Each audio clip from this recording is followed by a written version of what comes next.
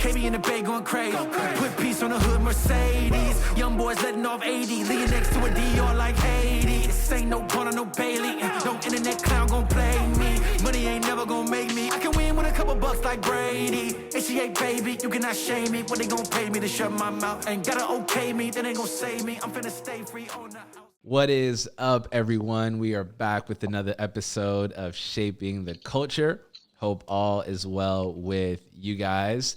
Hope you enjoyed the holidays, and Happy New Year. For those who are tuning in January, it's the start of a new year, and I love moments like this, seasons like this. It's just a fresh start, and gets you to reevaluate, where you're at, where you want to go. And so it's such a magical time for me. But with that being said, I'm excited to start off this new year with this guest. This guest is a legend in his own right. Let me tell you something. I can write a book on how legendary this man is. I'm going to give you a quick story. I was 14 years old. I got invited to this thing called the Chicago Conference. In the Ethiopian community, y'all know what I'm talking about. They would hop from city to city and just have conferences with the congregations that met in that particular city. This man came out to this conference, and up until that point, in my context, I had never seen a worship leader. It was like Hillsong, and that's it. I hadn't met anybody who looked like me on stage playing a guitar and singing. That was just unheard of. And he came with his whole youth group. They were a whole band. They had acoustic guitar players, electric guitar players, bass players, drum players. I was like, yo, what is going on? And then they got on, and they led us straight into the presence of God. And I tell you, I was so inspired by how God used them. We went back into Minneapolis. We began to build our own worship team. We began to get more structured. We were trying to model what was shown to us through their excellence, their yes, and their gifting. And ever since then, I've been following this man from afar, taking cues from him, learning his moves, being inspired, and pursuing what God has on my life. And I want to say thank you. We got none other than Mekyas with us. Welcome to the podcast, bro. It's a joy and honor to have you. And I just want to say, man, thank you for your obedience, and thank you for setting an example. The way you have moved has truly inspired. I don't know where we would be in Minneapolis as a church if it hadn't been for your example. And so it's an honor to have you on this podcast and have this. This is a long overdue conversation. And so thank you for joining us. Man, that might be the greatest introduction I have ever gotten in my life. Yeah, nothing but the truth, bro. Yeah. I'm just happy I made it, man. I didn't think I had nothing to shape the culture with. And if I made it on the podcast, that means God definitely did something good, man. I love you, bro. You are family to me. When you think about the decades, I mean, the amount of years, that we've had the privilege to, see each other grow in ministry. Yeah. That's not normal, man. No. In this world, there are people that, you meet for 3 years, 4 years, 5 years, but when you start crossing 10 years and saying, man, you remember, 14, think about that, man. And over 15 I just, years ago. You know what I'm saying? Yeah. And so it's those are the gems and the treasures and the beauty of the capital C, the body.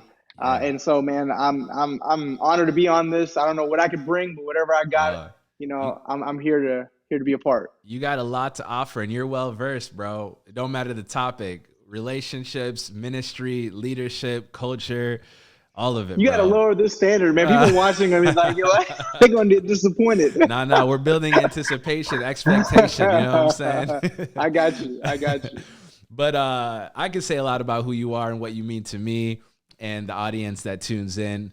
But maybe there are one or two people that don't know who you are or don't have a background or context to you, who you are.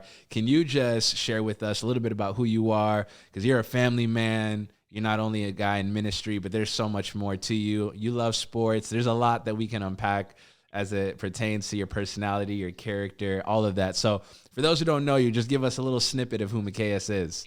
Yeah, man.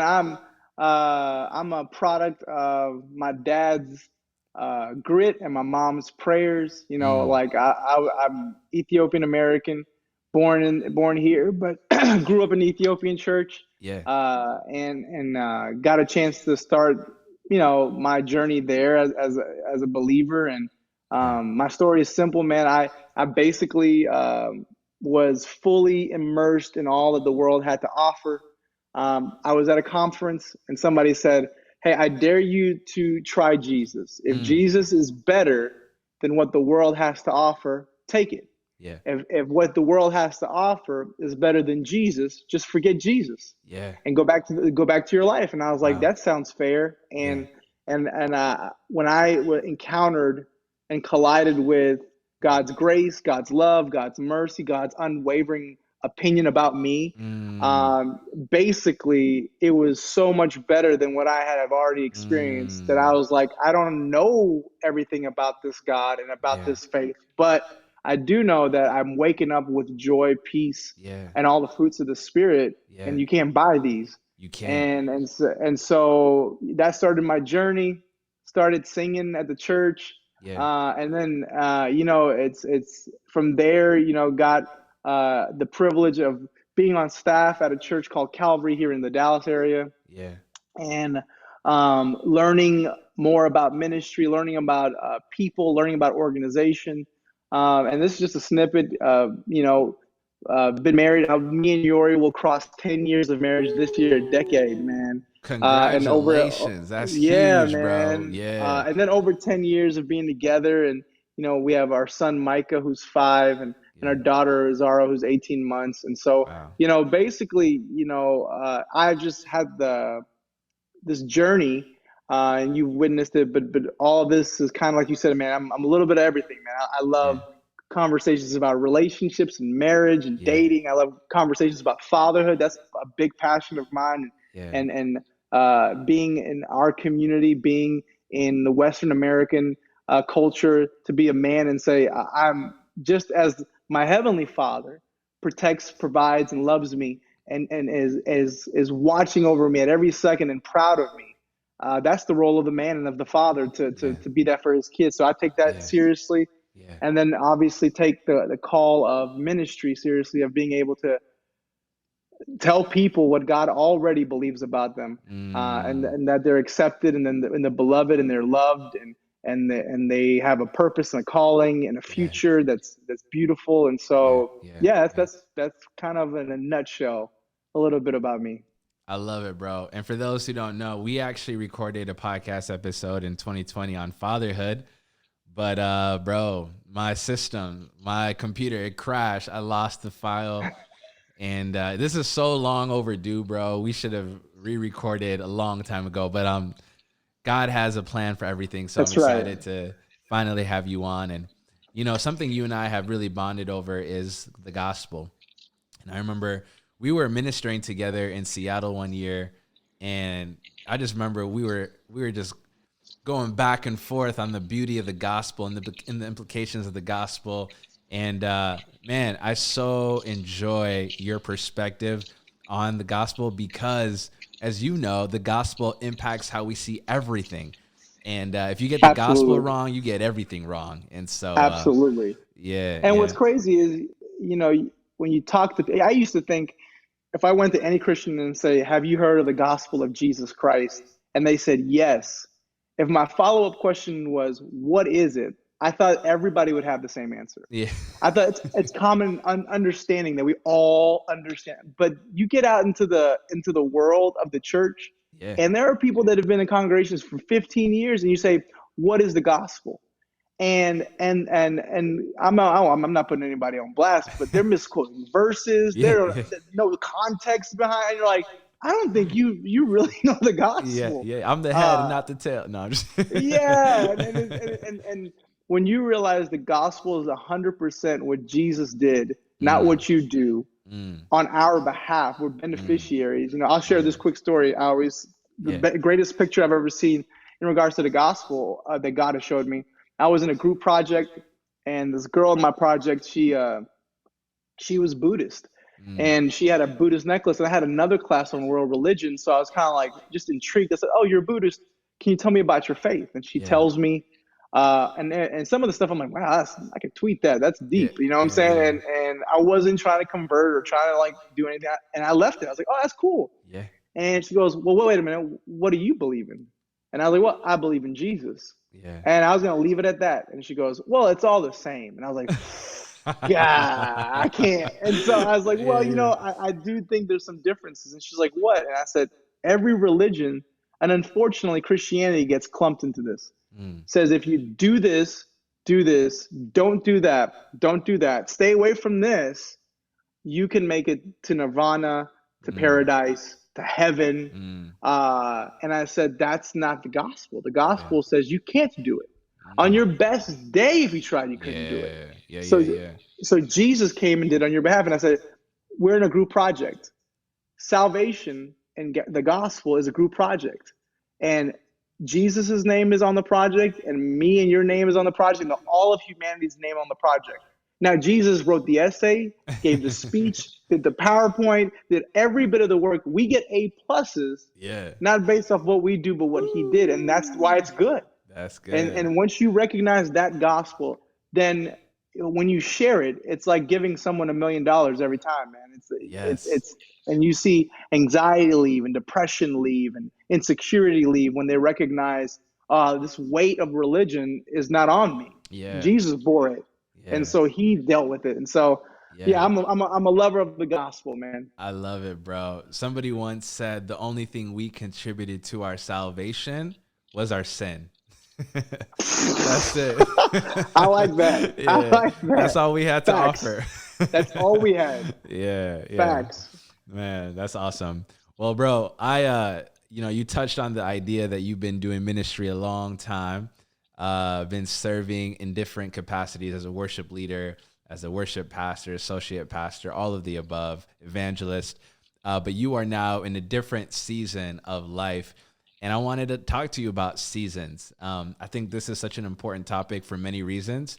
But before I give my reason why I think this is an important conversation, just let us know what's on your heart and what has God been doing in this season and why has that been instrumental as you think about what God is doing ultimately in your life? Man, bro, like that word seasons. Yeah. You know, it is, you could unpack the understanding of seasons in this lifetime over and over and over again. Because it really, when you say seasons, there's this concept of faith. Obviously, faith is the currency of the kingdom. Yeah. And there's nothing more of a faith journey than seasons, even in the natural, right? Yeah. You what do you do when you're about to get dressed? You go on the weather app. Yeah. And by faith, you believe that number. You have no meteorology in your capacity. You don't have no clue. You depend and lean on that number 100%, especially where you're at, where it's freezing. And so you know, the concept of seasons in the natural is insane because you're saying that I don't have control, I don't know, and by faith, I'm going to go into this next season every day anticipating what is in front of me. Right. And that's the natural. And I think in the supernatural, one of our biggest issues is we begin to believe as humans that we could control our season. Wow. Right? Like you're like, I'm gonna work hard, I'm gonna hustle, I'm gonna strive. And if I strive hard enough, I'll attain the season that I want. Yeah. And then you meet people and some things only God can give. You know, there are certain people that I pray for regularly, but they've been praying for a child. And that's something only God can give you. Yeah. And you can do all that you want to do. Yeah. Yeah. But at the end of the day, the only ticket is the ticket of faith and saying, all right, God, white flag, I've tried it all, I give up. It doesn't matter if that's a kid, a wife, a dream of a business or whatever. You know, I think we as humans, we think we can control seasons, but really seasons control us. Yes. And how you embrace the season you're in determines how you thrive in it. You know, and it's like if you say, nah, I don't care what anybody says. If the calendar says it's January, I'm believing it's July, and you walk out with shorts and a t-shirt. you're the only person that's gonna get hurt. You know what I'm saying? That's Like, right. or That's you right. could, and sometimes God is saying, "Hey, I've put you in this season by purpose, and Yeah. there's something, and stop wearing the clothes of the last season, and put on what I've asked you to put on for this season. If you were just to embrace it, you'd be outside with your puffer on, enjoying the beauty of the winter, Right. rather than freezing, not knowing you're not in the season you're supposed to be." So Yeah. we have to respond to the seasons, because the seasons don't respond to us. It doesn't matter how much you think you can. My goodness. And so you can either celebrate it in Yeah. faith or you can suffer in it. Yeah. But the point is, I think seasons are key, and I've learned in my life, there's been so many windows of different chapters which are considered seasons. Yeah. Last year was a unique one for me because after having Zara, Mm. I completely raised the white flag of saying, I don't know how to father two kids, Mm. be in full-time ministry, and be a fully present husband. And that's where I honestly was at. I think a lot of times in ministry, in leadership, you put this veneer on as if you're good. Like you're like, yeah, I've got everything under control. I know what I'm doing. Yeah. And what you're doing is you're setting yourself up for failure, rather than saying, no, I'm human. All right. I don't have everything figured out. Yeah. And by grace, I'm going to trust God. Yeah. And so I said, you know what? I don't know how to do this, with multiple services on the weekends, with different events every weekend, and I was overseeing our small groups. And so multiple small groups running through the weekdays. And it's like, Yes. I'm not going to be present. So Yeah. either the ministries I oversee are going to give, or my kids are going to give. And I realized, if I step out of the ministries, God don't need me. God is not short of employees in heaven. The ministry will move on. Yeah. But if I bail out on my children, no, that's my specific fingerprint of responsibility and purpose. And so I just said, God is not going to take away my musical abilities and my singing abilities in the gospel if I just say, hey, you know what? Until my kids are 2, I'm gonna be present. And so that's what. But in that season, you just learn so much, and so you gotta respond to the season you're in, and that's kind of where I'm at. So I've been on this season kick, man, tough, and just digging into why it's so important to really understand the season that you're in. Bro, like there's so much to unpack there. As you were talking, I was thinking about Ecclesiastes, the book that many believe King Solomon wrote. And he says something profound. He says, the race doesn't go to the swift and the battle doesn't go to the strong. And I think that is such a countercultural message. Like, we think, man, if you like something simple as podcasting, pump out content every day, man, put up snippets on social media, be in people's faces, and then you'll blow up. And I'm like, that's anecdotal. Like, I don't know if that's actually going to happen, Yep. What if God doesn't want me to blow up? You know what I'm saying? Like, you could do everything right and still be in the season that you're in. You know what I'm saying? And who determines what blowing up is? Yes. Like what culture are you listening to that defines your success? Yes. And so that's good, man. I can never get out of my mind Jesus. When you talk about followers on your YouTube, right, or attendees in a church, Jesus is running around with a congregation of 5,000 plus members. Think about that. What churches aspire to attain 5,000 members, and on a Sunday, he has that. He preaches the truth, and everybody leaves. And he doesn't send out a mailer to say, hey, come back. He doesn't have a politically correct statement, say what I really meant to say. No, Jesus goes, yo, if it's 12 or 5,000 plus, it's all success. It's all success. Yes. Because I'm obedient. I'm where I'm supposed to be when I'm supposed to be there. And as long as I do that, then I'm exactly what I'm supposed to be doing, and you're successful. And I think you're right. Culture has this way of making you believe, back to manipulating seasons, that you control the season. And if you do this, that, and this, you can make it rain and snow and sleet. And you're like, nah, you can't. You can't. You really can't. And you just said something that sparked a thought, an idea in my head. If you adopt the world's definition of success, you will always be frustrated with the season that God has you in.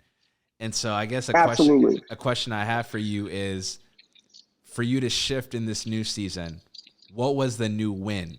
How did you have to redefine success in order for you to embrace the season that you're in, that you're a father and that your family needs you more than the church needs you?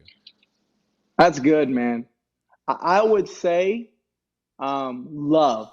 And I know that's a general statement, and I'm processing as I'm talking, but love is this thing that we have 1,000 definitions for, right. And depending on who you're talking to, that they're going to tell you what their take is on love. Right. And I'll never forget when me and Newaye were engaged, our premarital counselor says, "Hey, I want you to read 1 Corinthians 13 every day to each other, every night." And I'm not gonna lie to you, first week, romantic, right? I got my Barry White voice on, like, love is patient, love is, you know what I'm saying? But the program was 7 weeks long. Bro, right. By week 4, I'm watching the Cowboys with the fellas, and I'm running into a restroom saying, love is patient, love is just so I can do it. And but in the process, I did learn this. We read that at weddings, and there is nothing comfortable about it. No. Love is patient. The only way I exercise patience is if you piss me off. Right. If you do everything I ask you to do, I don't have to be patient. You did everything I asked you to do. Right. But when it says love is patient, it's saying love is activated whenever there are things that you can't control taking place, and is going to require you to be patient. Love keeps no records of wrong. What does that mean? You do me in so many times, and my kid disobeys me 1,000 times a day. He's only 5, right? Yeah. I say, pick up your toys, and he goes and picks up his iPad and goes, and you're like, bro, and so, but love says that's when love kicks in. Love is not love. There's a difference between like and love, and I don't want to go down this rabbit hole, but the definition of like is to gain pleasure, right, or to be pleased. Right. And so if I drink coffee and I like it, I'm pleased by it. Right. But I can't love coffee. Right. I can't sacrifice for it. I can't give to it. I can't be patient with it. I can't keep no records with it. I can only like it. And sadly, in relationships, people are liking their significant other, not knowing you don't even love this person. Because if that person started acting out, you ain't got no patience for that person. That's so good. You're done. Man. You're just saying, hey, in this relationship, like coffee, as long as you please me, I'll keep drinking. Yeah. And the moment you stop pleasing me, or you have enough wrongs on your record, or you stop hoping or stop loving, and all of these things that 1 Corinthians teaches us, then I'm out. Yeah. And I think fully leaning into being, and so earlier this last year, I had both kids at home, because Micah, we pulled him out of school for first semester. Yeah. So it's me and both my kids at home while I'm working from home. And I'm telling you, nothing tests your patience more than working from home with 2 kids. And leaning into that season, leaning into that servitude, leaning into that love, and saying, and every moment the Holy Spirit convicts me, where I'm like, Micah, just go in your room. And God would be like, have I ever said that to you? And I'm like, you're right, Father. And then I'll go to Micah. I'm like, my bad. You know what? Come here. What do you need? And I'll start to talk to him. Wow. And so I think, for me, the greatest North Star, the greatest compass is always going to be love. And it's never going to be your love. It's going to be God's love in and through you, through the Holy Spirit guiding you and counseling you, saying, hey, this is love. Yeah. And so I don't know if that answers your question, but that's really, in this season, has become my North Star is when someone needs something, stop for a second, hear them out. Where are they emotionally? Where are they mentally? Where are they? And see behind the words. And I think that's what I've been in this season, just seeing, even talking about seasons, right? The one thing I've realized is, people don't see root, they see fruit. Right. So when you said, I'm going to make a podcast called Shaping the Culture, there were some people who couldn't see the root. They couldn't see the seed that was in the ground unseen. And you're sitting there saying it's going to be awesome. And they're like, yeah, sure, whatever, bro. And then those same people you start getting Lecrae and you start getting these names on there. Those same people come around like, wow, bro, I always knew. You're like, no, you didn't. Nah, you Stop, didn't. stop. Yeah, That's yeah, cap. You didn't. And what we realize is, and that's when I give people grace, is because how could you know what God has planted in my heart That's that good. is in the unseen? That's so And good. I let people have their opinions, because it's like all you can see is fruit, and Yes. you're waiting for that to see the apple. And when the apple comes out, of course you're gonna enjoy it, and of course you're gonna eat it, and of course you're gonna say it's amazing. Yeah. But I'm not going to put my chips on your opinion when you can't see the seed or the root. You can only see the fruit. Yes. And so there were a lot of things in this past season, man. I just basically had to go internally Yeah. and say, God, what seed have you put in my heart? What direction have you placed in me and for my family? What have you asked me to do in this season? Yeah. And people will respond after the season has passed. Right. And I call it the summer, right? You plant seeds in the spring and you harvest in the fall, but there's a summer where Yes. nothing is seen and no fun is happening. Yes. And it's not sexy. Yes. Like everybody loves when they get the word, right? Like, oh, I got this amazing word, the seed. Awesome. Yeah. Everybody loves the harvest. Man, look, I got so many followers. Look at God. Ain't he good? Yeah. Yeah. But whenever you're sitting there tweaking with Ecamm and you're buying cameras and you're learning how to use them and the f-stops and you're finding different lighting for nobody sees that. That's the summer. Nobody cares about that. Yeah. Yeah. Nobody cares about that. And I think that's the beauty of seasons. I'm gonna pause real quick for this goatee. All right. My son asked me, he said, "Can you grow a mustache, Dad?" And I was like, I've never tried.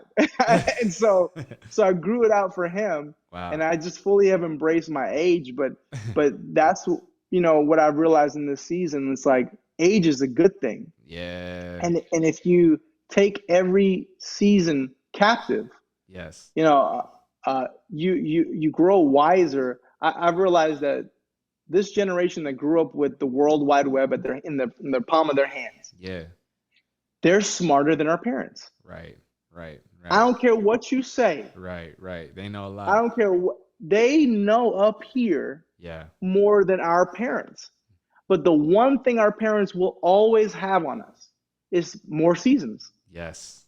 That's good, man. And the first time you lose someone and you're dealing with grief, and your parents go, "No, I've been down this road." Or you get pregnant and you're afraid, how am I going to provide for my kids, me and my wife, and we're and your parents like, yo, some of the parents are like, I don't speak English well. Yeah. I may not have a master's, but I've gone through certain seasons that you haven't. That's good. And that's why you have to lean on the elders. It's not because some of them obviously are smarter, but it's not because of their intelligence only. It's because they've gone through enough cycles of seasons. Yes. That they can calm you whenever you're in a storm, because they've been in a storm before. Yes. And if you've never been, you're freak. I remember the first time I was in an earthquake, and it was like a 1 point something in Los Angeles. I'm like, we gonna make it. We're not gonna make it. And my homeboy was like, bro, it's nothing, because he had experienced it before. That's good. And so that's good, this mustache, man, it made me fully cement that I'm old, and I've embraced it. I got 2 kids. I'm not a young adult. I'm just a flat out adult. And so and that's kind of what I've been at, man. That's good, bro. Listen, there's so many things that you said I want to pick apart. For one, we talked about this idea that your win or your why is love. And what has drawn you to engage in this season has been loving your family well. And what's crazy is, culturally speaking, we'll look at that and be like, bro, you're in your prime. You're at this church. How are you going to, this is your time to maximize, take full advantage of your opportunities. But I know there's a day coming, like you staying at home now is that root, it's that seed. But there's going to come a day where people are going to look at how well raised your son and your daughter are, and they're going to come to you like, yo, what's the secret? How can I be a better parent? To your point, you're not going to see it now till later on. But I wanted to ask you, how do you embrace the difficulty of being misunderstood when you're in a season God's called you to, but it's not popular for the masses? First, let me just say this. I always say this. The why behind the what is the who. If you're in ministry, take this and it'll give you sanity. Yeah. And I always say this, the why behind the what they're not watching, but I got a handful of, every time I say, they'd be like, why are you in ministry? The what is, and I would list off names. I would list off Nick, Oche, and I would list all these guys that God has allowed me to partner with and be with and do life with and raise up in different facets. And I think the greatest tuning fork to, if you're operating in love, is who's the who. And if it's you, it ain't love. So if someone says, hey bro, you're in your prime, you could do this, you. Well, yeah, but that's not the purpose of the kingdom. That's not the purpose of love, and that's not the purpose of God. Yeah. And so the greatest is whenever you can look back and say, hey, last year, who did you bless? Oh, my kids were blessed. My wife, I started giving her more attention, and we started going on dates, and we started rekindling so much of our relationship. Oh, my kids, I taught my son how to play catch, and I was present for him, and I was there at his soccer matches and his soccer practices. And these things is whenever it's you're not self-centered, but you're other-centered. And when you're so other-centered and you're so geared on relaying what God has given you, it's almost like a conveyor belt. I get love from God, and I give it out. So if someone from out here tries to put something in, it's like, yo, this is a one-way road. Right. If you like it, take it. If you don't, guess what? It's going to keep coming. And so, I just have, I'm not even, it's going to sound like I've had this cup this whole time. This is Micah's cup, but the truth is, my mom once did this, right? She goes, God gave me a picture, and I don't know if anybody out there has a praying mother, a bente mother, but it's like they can turn anything into a sermon. Like, you're like, bro, absolutely. I gotta go. Like, I only got, you got 2 minutes. This is a 2-minute message because I gotta go. And so she's just listening, and she goes and grabs this cup, and she puts one cup on the counter, and she takes another cup, and she says, we always got to go back to the fountain and fill up so we can pour into people. That's, I guess, good, but the Holy Spirit took it one step further, and it was the idea of you're never supposed to leave the fountain. You know what I'm saying? So many times in ministry, you fill up and you go and you pour in, and you're like, I'm exhausted. I'm depleted. I'm burnt out. And it's because you went out trying to create something or trying to pour into someone who you don't have the influence for, who you're not called to even to touch or connect with. That's good. But when you rest in the fount, what I realized is God begins to bring people under you to where all they receive is the overflow of what you get. And that principle is what I really understood about fatherhood. Unless I'm resting under God's goodness and His love for me, I got nothing to give my kids and my wife. I got nothing. And there's these moments where I do find myself drifting away from the fountain. The fountain is in you. So I don't believe in, this idea of backslide. It's like, if you backslide, guess what? Christ is in you. He's with you. You can never get away from Him. David goes, if I make my bed in hell, He's there. But this idea of, when I say it, I mean more so in your soul, in your psyche, in your emotions. You can drift away from the fountain. And then it's a work all of a sudden to love. It's a work to have patience and kindness. It's a gentleness, even the fruits of the Spirit. I love the idea of a fruit of the Spirit, because fruit does not work to bear. My pastor always says, you ain't never seen an apple go pop, and all of a sudden it's like, as long as you're connected to the divine, effortlessly, gentleness, peace, kindness, it just comes out. And people are like, oh, you're so nice, and it's like, because I'm connected to the divine. If you knew me before I was with the divine, I'd have cussed you out. I would have had some words for you. You know what I'm saying? And so for me, I just realized that you got nothing to give unless and when you're in that space of you're in the fountain, you're receiving and you're giving, people's opinion, you don't take it personal. More so, you have compassion. Why? How could Jesus have compassion on those murdering Him? It's because His focus wasn't what I was going to get from those people, whether it's affirmation, acceptance, man's, praise. He goes, no, I don't need any of that. I'm good by my Father. Yeah. This is a one-way execution. So when someone says, man, bro, you could be doing this, or man, you slip and you ain't this, it's like all I hear is my Father saying, yo, I'm pleased. I love you. You are my son in whom I'm well pleased. You can't, if you do wrong, you're still my son in whom I love. And fatherhood teaches that. I'm taking up time, but I got so many of these thoughts. Good. Yeah. I'll never forget after I had my son, my pastor goes, hey, share what God has taught you about being a father.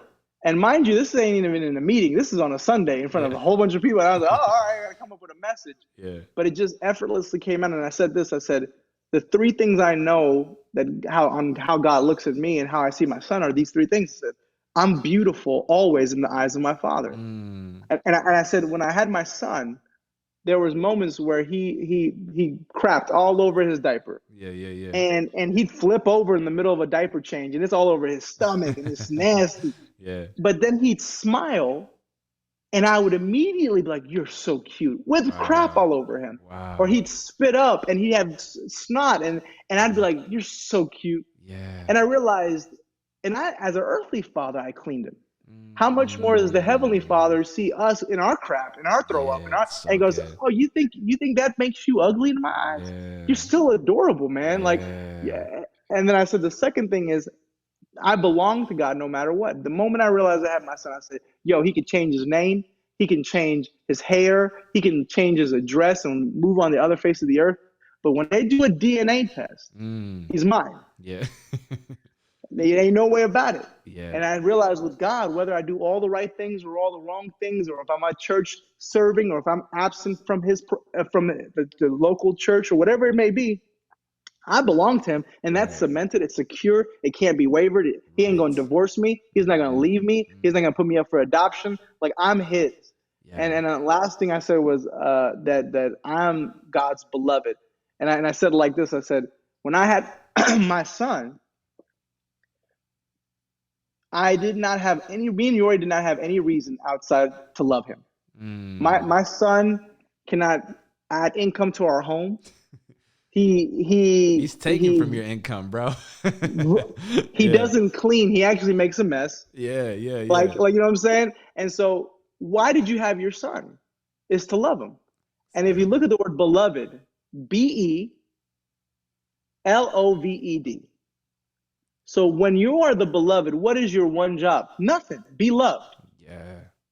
God don't need you. Yeah. He's all sufficient. He never needed you. Yeah. And if you say, I'm not going to serve, or I'm not going to go, or I'm not going to, you think he needs you? Like, it's dependent on you. If today you stop shaping the culture, God's going to have someone else shape the culture. Yeah. It's like, hands down. Yeah.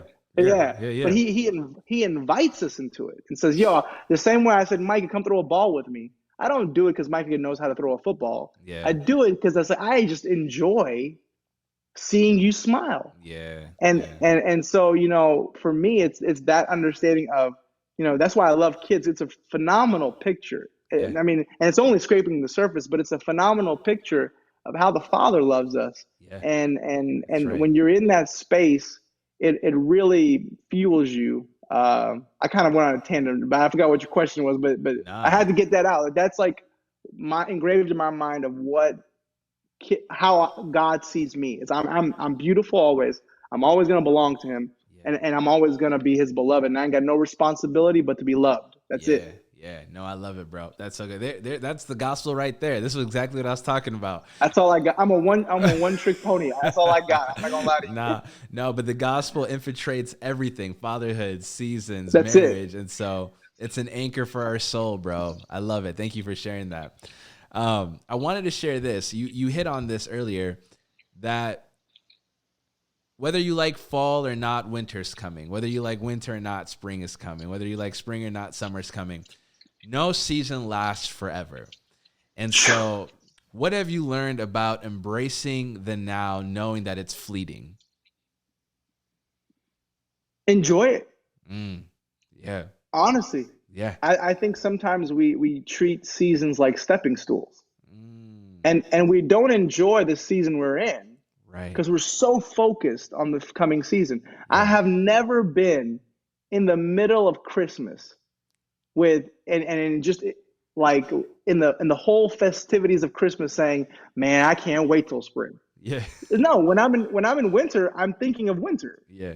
I'm never thinking, and whenever you're thinking of the upcoming season, you're forsaking the goodness then of the season you're in.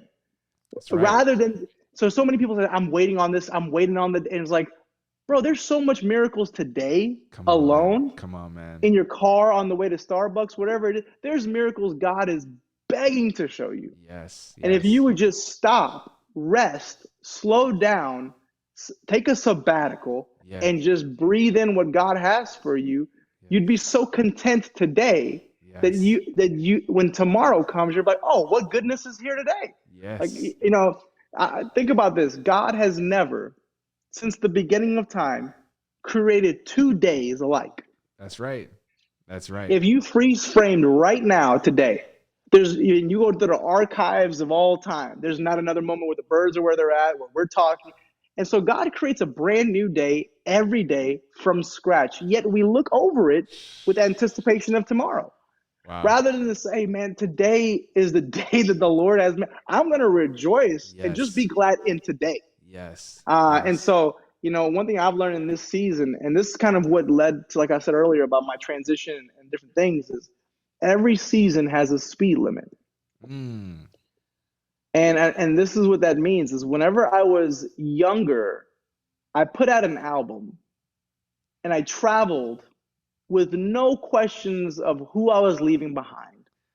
I would eat ramen. Real quick, not to interrupt you. Me and my family were jamming out to your song "Love" You a lie. during You Christmas. lie. I'm dead serious. I just as you said that, I was like, oh, I forgot to tell them we were singing "Love" during our Christmas vacation. But yeah, go ahead. I didn't mean to interrupt. Love, love, love. Anyways, like I learned, in my younger days, I had this to go 75 miles per hour. I was like on the Autobahn, 90 miles per hour, running and gunning, and I'm doing all these things. And then you get married and start having kids, and you begin to realize there are seasons where God has, and you're doing everything you're supposed to be doing, and it's great. And there's seasons where you exit. And the most dangerous thing you could ever do is exit off the freeway. Think you can still go 75 miles per hour. Wow. Yeah. In that season, you're going to kill those in the car with you in that season, and kill bystanders that are not even in your car in that season because you would not heed the words of the sign saying it's a new season. It's a new. And that chapter that you were on the freeway and you were swerving and it was fun and you were going fast, enjoy it. And right, you're going slow enough where you can see the trees, see the grass and the gardening, enjoy it. Yeah. And so there's a pace to grace. I realize Jesus goes, come to me and I'll give you rest, right? But then he goes, and I'll teach you the unforced rhythm of grace. A rhythm, if you're a musician, is within the time signature. So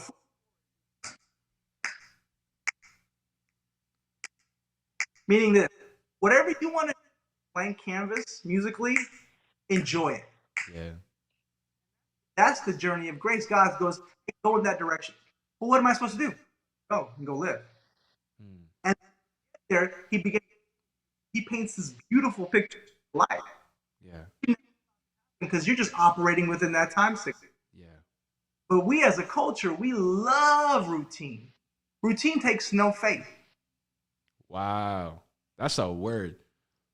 Creative in rhythm takes faith. Like, hey, when I make this chord, does it sound right? Is it? I don't have it's gonna be right or wrong. I'm just trusting. But my niece, God bless her, she tries to get me on TikTok. I don't know how kids, bro. That is the hardest thing to do. It's like in 30 seconds, and the routine says if I just try really hard, I can get it. Faith. Yeah. And so many times in our life, if you want, in our lives, you have no. All you saying, God, I trust. Things is having it. Go to anything and say, just relax. Yeah. comfortable. It's like, no, man, I'm 8. I got this baby in me. I What I have is trust. Moment. Nothing else besides trusting in the Lord that everything is going to work out. And in this place, you realize every season has a speed limit, but the beauty is if you are wise enough to hear the voice of the shepherd, because his sheep know his voice. If you slow down, really say, God, I don't want to take a step without you. Yeah. Going, and how fast am I supposed to? And when am I supposed to be going? What happens is he leads you and orders your steps. Yeah. And you really get your steps ordered by the Lord, and you know he's only good and only capable of good. Trust my future. But what gonna shaping the culture podcast? Don't know. Today in this season, today right now, yeah, it's great. Yeah. But tomorrow he has that taken care of. Yes. And in the church world, we live in a church world with believers. People that are believers, but they don't ever heed their direction. They heed the leadership, and nothing wrong with leadership. They heed the directions of mentors, which is nothing wrong with mentors. Yeah. If you ask sometimes a believer, hey, what has God told you to do? Well, I don't know. I think, have you received a word from God? God is not a God of confusion. Yeah. Not gonna, but and I'm taking too much time. No, it's good. How I break it down is, and I'm on a tangent. We have 3 eyes in us, right? There's 3 yous in you, and what I mean of body, soul, and spirit. And the biggest issue we have as believers is we hear something, know where to rightly about it. So I want to do this, but I'm bad lately. Well, the spirit, that's your soul. Yeah. In that season. Yeah. It's so, when Christ says, hey, I've come to give you abundant life, he didn't say I came to give you abundant memories. Fun. Yeah. There is sorrow. And God goes, I'll give you an abundance in the sorrow. Not that he's going to import sorrow in your life, but he's going to give you the emotional intelligence, embrace it the way Jesus very about, but I'm going to weep anyway. Because this is when a woman is in labor, that's part of a comfortable, it's not pleasant in the body. Yeah. Supernatural taking place where it's abundant. And so, I've really, when it comes to these seasons, in these seasons where it's difficult, you can lean on the spirit, man, and say, oh, the goodness, plans to prosper, not harm. That prospering may not, you may get sick. Finances. It may not be in your emotional state, in your mental state. Yeah. What place where I can always count on promises of scripture, good and true, is in my spirit, man, which is, and that me whenever I'm in different issues of the other me's. That's the whether I have and have to learn how to walk again. So my body is weak. Yeah. I'm going through different for a decade. We could do a whole nother podcast on the reality of marriage. Right. That sometimes we only see the fantasy, but there's reality, and then there's a rediscovery as well. So once that fantasy, like, oh, this is amazing, you hit reality. Oh, this is nothing like we said we were going to become. Yeah. You can say, I'm going to rediscover in some, or I'm going to do the work to rediscover with my marriage of what it really is. Yeah. And then go from there. But all of that has to be leaning on the soul, and your body can't do it. Yeah. I have an answer. Like I go on rabbit trails. No, you're good, bro. I love it because you dropped so many different gems. You answered the question and then some, you know what I'm saying? And so, no, we appreciate you, bro. This conversation has been transformative. I'm truly enjoying it. I'm still meditating on that analogy you gave about driving 70 miles per hour, needing to take an exit and needing to slow down. Like, you will literally hurt others and yourself if you don't understand that what you're walking into is not the same as what you've been a part of. And if you continue in the pace that you were in the last season, you might destroy your destiny in the next. And so, man, that's good. Any last thoughts when it comes to seasons, what the Lord has been teaching you, what he's deposited in your heart as it pertains to this topic of seasons? Man, if anything, I would probably encourage anyone back is just embrace the season. Mm-hmm. I think there's God gave me this picture. I was at Whole Foods, right? And when you got little ones, vegetables all day long, you're washing fruit all day long, and so you go into the grocery store and you say, "Hey, where?" And somebody will say, "They're not." Hold on. Hey, Mickey, you're cutting up a little bit. Your audio? Sorry. No, you're good. You're good. It's just you're in and out. Can you hear me now? No, I can hear you. You'll just go in and out, so I don't know. Well, let me know, man. Let me know.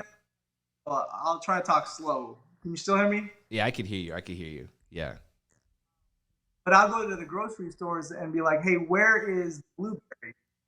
And the person will say, "Well, they're not in season." He'll say, "Hey, we have strawberries." And I think we live in a culture where we love to compare, and comparison kills. Right. So you may be in a sowing season, Yeah. and Sam is in the harvest season, and you're saying, "What's wrong with me?" And nothing's wrong with you. No. You're just in a different season, and so many times we want to go into someone else's harvest season rather than celebrate. Say, "Man, I'm gonna enjoy these blueberries while I have them, and then when I'll enjoy the strawberries." But if I can encourage anybody, don't compare yourself. Yeah. Yeah. Because it's actually beautiful, and you lack nothing in the season that you're in. I'll end just like a preacher. I got like 3 endings, but I'll end with this. Good. That's good. I'll never forget. I was a young adults pastor for a season, and we used to take over a restaurant every time after Sunday. And we wanted to be obnoxious. We'd be like, "Yeah, reservation for 39, reservation for 47." Like we want to take over the entire restaurant. Yeah. And so one time, we had our party. We were ready to eat, and the hostess goes, "Wait right here while I put a table." And she goes, and the team goes in the back room and they table for us. And the Holy Spirit deposited it right there. The Spirit deposits in me that everything that is unseen is the future, and that's where God is working out on your behalf. And there's so many times in our lives we know what's good, the goodness ahead of us, and we get frustrated. And we have, "What am I doing wrong? Am I enough?" But God has to stay here in 2023. I'm going to go around the corner, set up 2025, and your is just to enjoy your company and wait. Yeah. And so, but in your waiting season, that's where you need to be prepping and doing all that. And that's the case of, but a lot of times, God is orchestrating different facets. So if you're single and you're like, "I'm just waiting for my husband," God has to prepare the husband too. Right. Not a one-way journey. Yeah. Their timeline might be 2024, and so orchestrating that takes place. And so don't compare. You lack nothing pertaining to godliness. You have Christ in you. You have supposed to be. And if you can embrace that season, wait, knowing there's a Father going around the corner in the future and setting up a table for you. The best part about it, the host is at one point, we lose track. We're cracking up, playing games, and the host goes, "Hey, your table's ready." Walk into exactly what was designed for us, down, sit down and enjoy everything that was. Yes. The dangerous thing you could ever do is get up and forget this 20 minutes in and go to another restaurant and wait another 30 minutes and leave. You know what I'm saying? Rather than say, no, my time, not a maybe that it's going to come. It will. Mm. All I got to do is not leave the restaurant. Wow. The word, I'm sure. Yeah. I'm going to I'm in. So if I were to tell anything that has given me peace is do everything you can to be so pleased with the season you're in that the spirit of comparison sneak into your heart and come to forsake the beauty in today with anticipation of tomorrow or regret of the past. It doesn't matter. Today that you are to enjoy. And whether that's fatherhood, motherhood, whether that's your spouse, whether that's dating, whether that's your ministry, whether that's your business, whether that's your album, whether that's your book, whether that's your degree, whatever it is, enjoy it. Even if you're staying late hours studying for an exam, because that season is purposeful.